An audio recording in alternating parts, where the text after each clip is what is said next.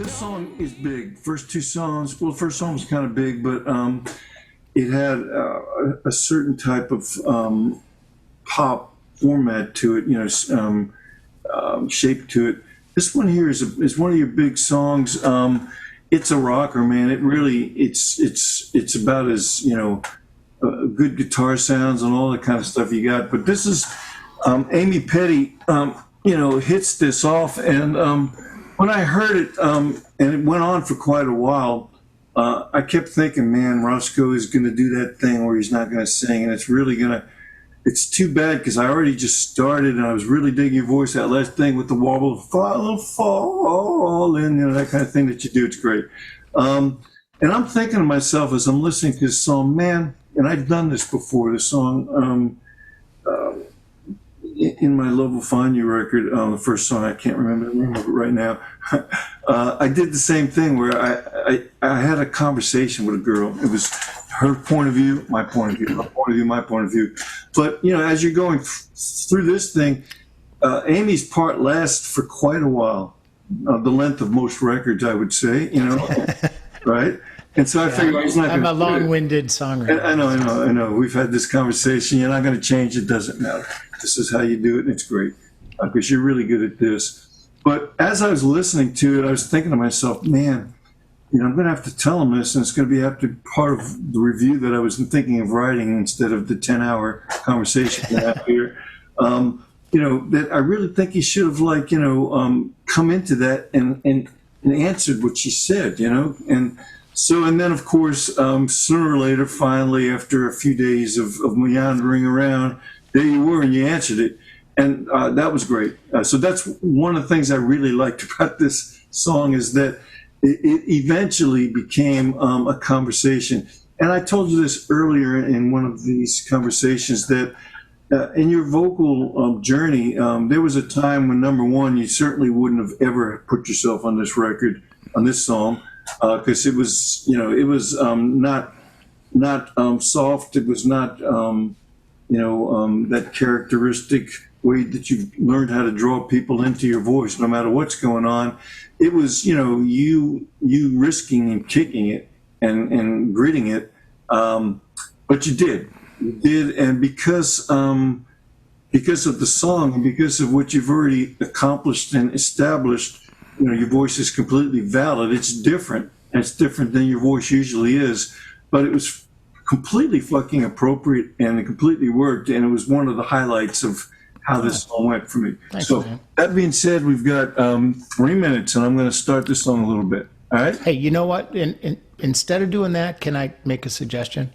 Sure. Let me just talk about this song for just these 3 minutes and then we can start over with the song. All right.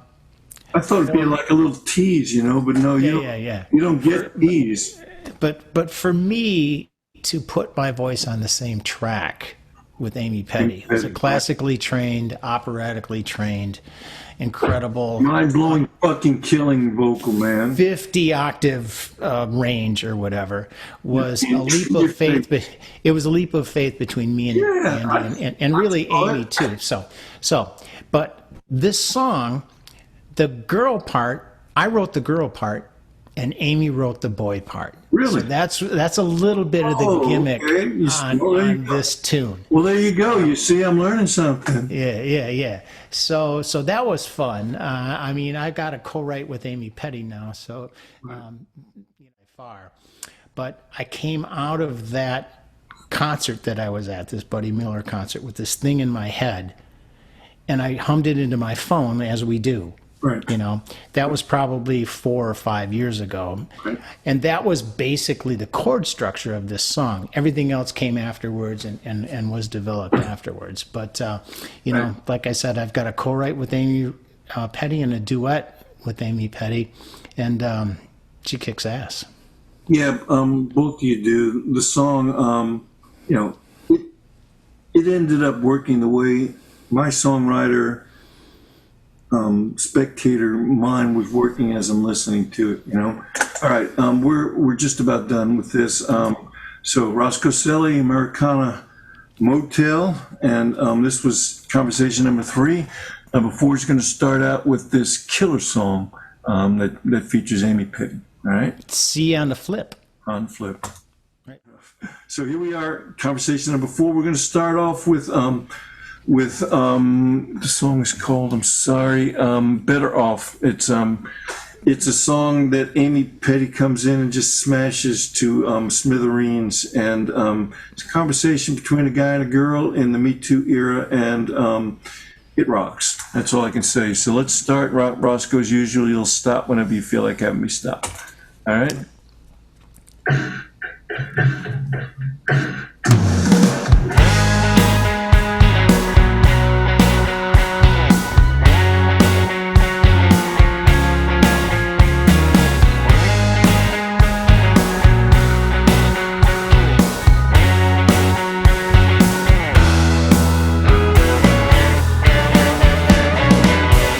I'm not your baby. I'm not your girl. I don't need a protector. I'm not that frail.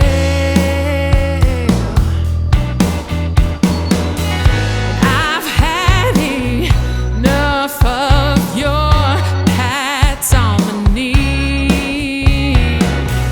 This is your notice that I'm running free.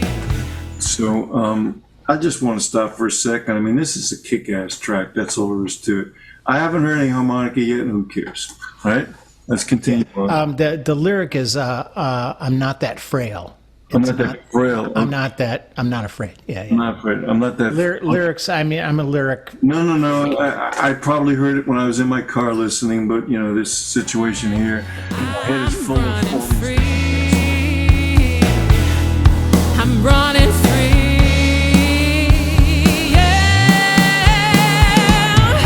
I love you, I do. But it's just not good for me too. I love you, it's true. But I may be better off without you.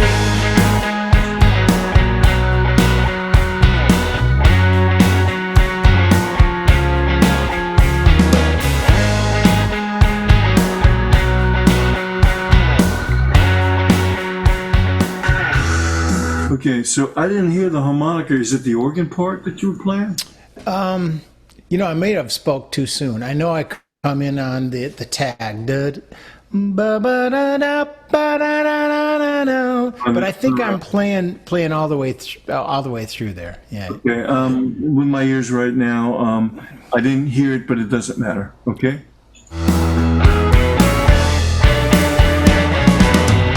I'm tired, confused. I just don't know. A scowl, a smile. Which side you'll show? I've had enough of this tug of war. Can't stop you, don't want to, not anymore. So here's the door, yeah, yeah, yeah. You're leaving, I'm gone. Fell in love when we were much too young. I'm leaving, you're gone. How did everything go so wrong? I love you. Well, it's a set of balls, man, to be able to Yeah. get up there and, you know, even it's in the studio and it's completely fake, to sing, you know, and hang with that girl and make it sound good. Well, That my was, stuff was completely fake. Amy just walked in and I know. I'm just trying to say, for you to somehow fit in with that, I understand that your voice was like this and her voice is like that, but you made it work, and you know, you had enough confidence at this point that you went for it, and you made that happen. I know for yourself there were times you wouldn't have attempted that, and same here. You know, You just don't have the confidence. I'm still not sure it was a great idea, but I got No, I do love the track. It worked for the song, man. That's all there is to it. I just want to make a quick comment about the harmonica thing. And I said the harmonica is not important. The point that I'm trying to make is that, I know you're playing parts and stuff. Whether the point is that, harp players think in terms of, not what's my part, what's my solo, and other musicians think what's my part. And their parts often serve the music. They're not spectacular, or they're not featured in a certain way. So that's really, the way that you're looking at it so far. I heard that little extra thing you did, which was fine. It's all about the song. This song is freaking killer. So let's just continue on. We're going to get through this one. Wow. Yes, we will. But I need some room to grow. I love you. Who knows? Maybe somewhere later down the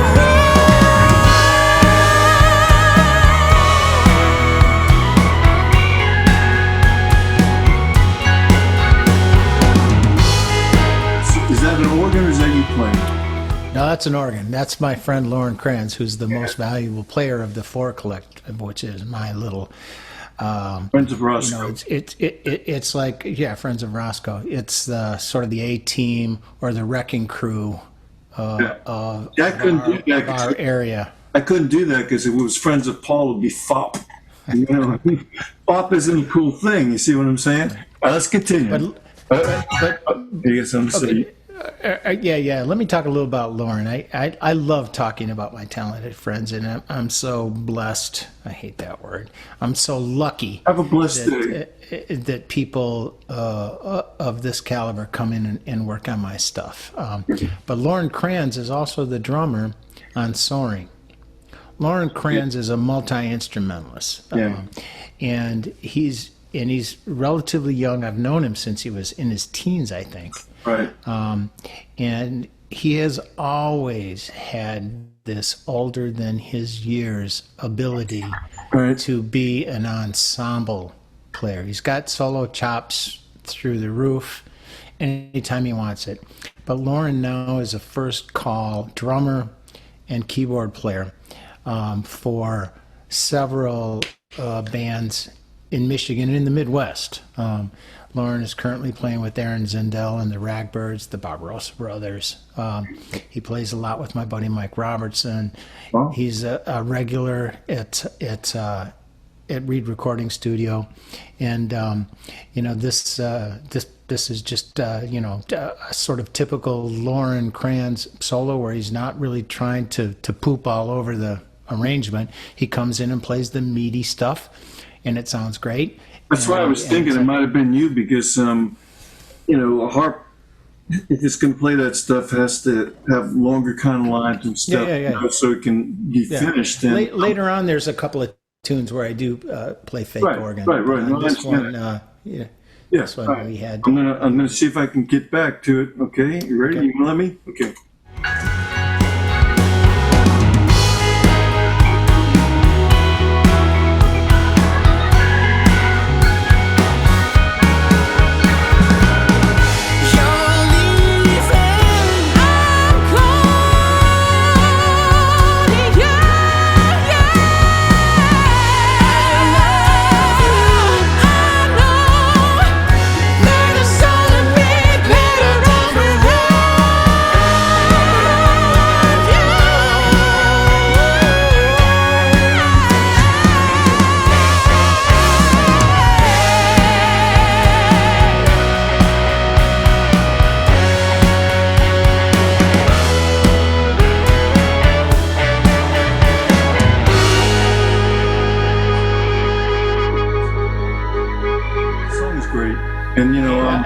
People that don't care about harmonica, they would love this song because it's just fucking great. I remember when we did record this, Amy was, you generally you do a couple of takes, even with Amy A lot of this stuff was just one take stuff, but I think on this outro we did a couple of takes to try to kind of figure out where we wanted to go with it. And she's like, "Wait a minute, hold on a second." She does this sort of operatic clearing her throat, and Yes, and then it's like Andy pushes the red button, and all of a sudden she's like, she's preparing the ground for when she hits that spot, and that it's there. She's mentally visualizing, inside of her body where it is. exactly, yeah, Right, killed it.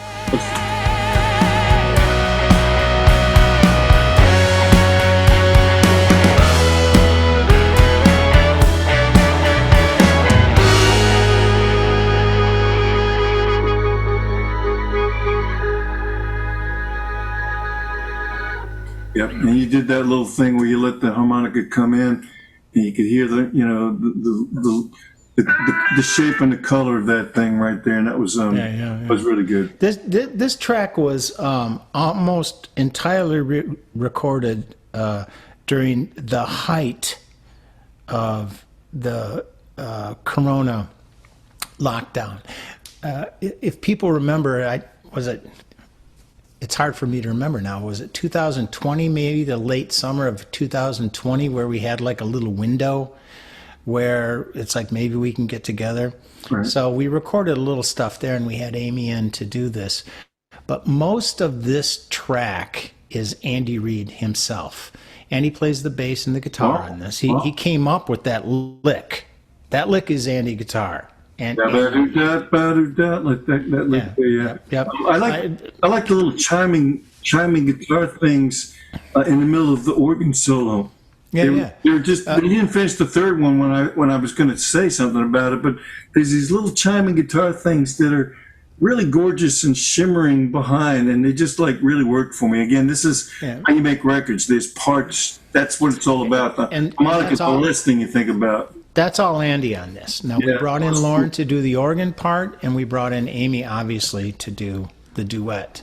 No, she brought you in to do the duet. Yeah. And so I think we got done with this track, and then it might have been months later before we could go in and do any mixing or anything else. We had this roller coaster during the height of the coronavirus thing, where nobody had figured it out. Nobody knew what the hell was going on. What do we do? I remember Andy opening and closing a bunch of times during that, reading about it. I had the... This is 75% Andy on this track, and then 25% me and Amy on the vocals, and me harmonica, and then Lauren, coming in. Probably took him a half hour to kill all that. Yeah, right. So Lauren Krantz. Right. Okay. Yeah, man, that's that whole song. Look, that took like what, 15 minutes? Yeah, unless we continue to talk about it. But I'm gonna actually transition to track 4. I'm gonna tell you, this. Even though there's other songs that really affect me a lot, and the last song is hilarious, and I completely get it. But I'm gonna tell you, in a lot of ways, this next song, "The Home," is my favorite song. Oh, cool.